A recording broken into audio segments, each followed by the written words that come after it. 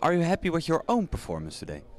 I think a good first half. Then with the team, I think it's a little bit less in the second half. But overall, a good performance where I didn't get my goal in the end still. But maybe I wait with that for next week, hopefully.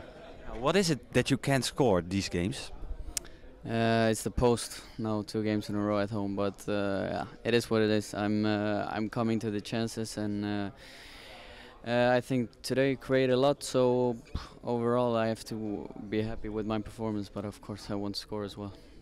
Because many people also in Rotterdam remind you as the winger in Heerenveen who scored many goals, but in Rotterdam it's not. You have not so many luck. Is it that or? You have to deserve the luck, of course, but I think I'm heading there, and I'm not very worried. But are you feeling good in Rotterdam? Yeah, great city, great club.